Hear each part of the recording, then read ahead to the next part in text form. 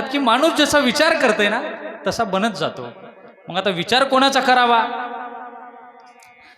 मंगल भवन अमंगल हारी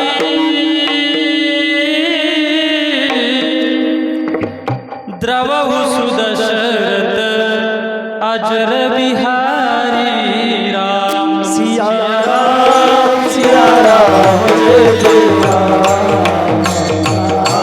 सिया राम जय जय राम रघुकुल रीत सदा चलिया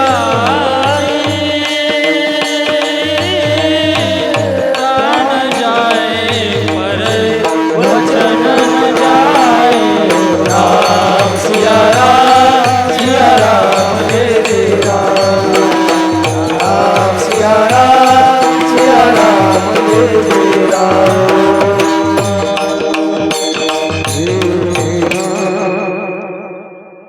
मग नाव कोणाचं घ्यावं माणसानं?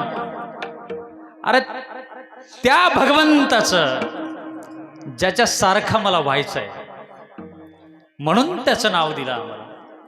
रामाचं नाव का दिलं?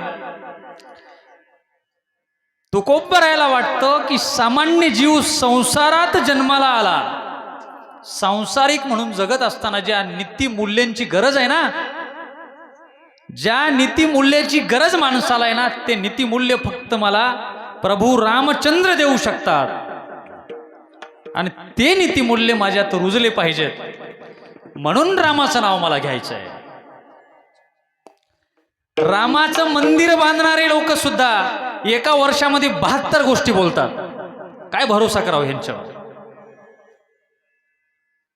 रामाचं नाव घेणारे परमभक्त, मी तर चॅलेंज देतो ह्या राजकारणी लोकांना, तुम्ही रामाचे आहोत म्हणून तेव्हाच सांगून घ्या. एखादी गोष्ट जर बोलली ना तुम्ही तर ती कमीत कमी 10 वर्ष तरी टिकून राहा ना त्याच्यावर, आणि मग सांगसाल तुम्ही रामाचे वंशज आहोत म्हणून. अहो कुठं आमचे प्रभू रामचंद्र? रघुकुल रीत सदा चली आये प्राण जाए पर वचन न जाए. आज दिलेला शब्द आहे ना, तो शब्द म्हणजे प्रत्यक्ष राम आहे. ते फिरणं, वाकडं होणं, बदलणं हे नाहीच. तिथं प्राण जाईल पण शब्द जाणार नाही. ही रीत आहे आमच्या रघुकुलाची. म्हणून म्हणतोय आपण रामाचे तेव्हाच होऊ शकतो महाराज. बरं कुळानं कुळा एखादा शब्द सांभाळला जाईल ते तर जाऊ देऊ, आमच्यानं होत नाही. पण कमीत कमी या विधानसभेपासून पुढच्या विधानसभेपर्यंत तरी एखादा शब्द टिकून राहावा आमचा. मग म्हणावं आम्ही रामभक्त आहोत म्हणून. आम्ही रात्री काय बोललेले सकाळी माहित नाही आम्हाला. सकाळी कुठं होतं ते 2-4 दिवसाला दुसरीकडेच. आणि हे काय रामभक्त. मला तर फार मोठा राग आला बघा ह्या गोष्टीवर. कारण की मला काय वाटतंय, धर्म आमचा तुम्ही टिकवलंत म्हणून टिकला नाही, ते तुम्ही थोतांड काढून टाका बाजूला. मी सांगतो ते एक गोष्ट लक्षात ठेवा महाराज, माझा धर्म एवढा श्रेष्ठ आहे ना, अहो आजपर्यंत वेगवेगळ्या 44 लोकांनी माझ्या धर्मावर आक्रमण केलं. इंग्रज, डच, फ्रेंच, मुघल, वेगवेगळ्या लोकांनी माझ्या देशावर आक्रमण केलं, माझ्या संस्कृतीवर आक्रमण केलं, पण माझ्या धर्मात बदल करू शकले नाहीत बरं अजून. हा राम एवढा मजबूत आहे ना माझ्यामध्ये, तो काढणं सहजासहजी शक्य नाही. त्या औरंगजेबाचं अख्खं आयुष्य गेलं या मातीमध्ये, पण माझ्यातला राम काढू शकले नाही ते बाहेर. ही ताकद आहे माझ्या रामाची. आणि म्हणून सांगतो, तुमचा माझा धर्म कोणीतरी टिकवलाय म्हणून टिकला नाही.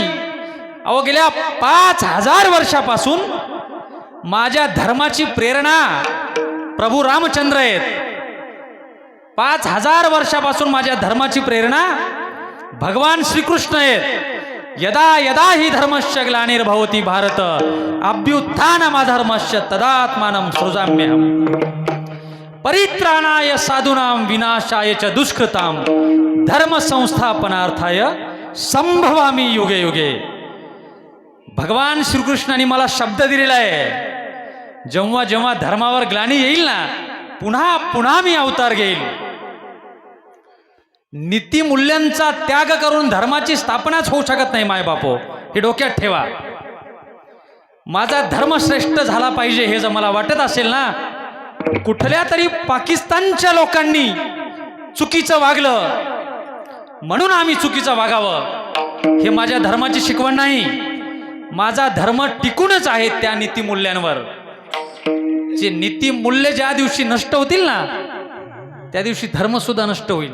म्हणून सांगतो मायबापो, दाढी वाढवणं आणि काहीतरी वेगळ्या रंगाचे कपडे भगवे घालून फिरणं म्हणजे धर्माचं रक्षण नाही. धर्माचे पालन करणे पाखंड खंड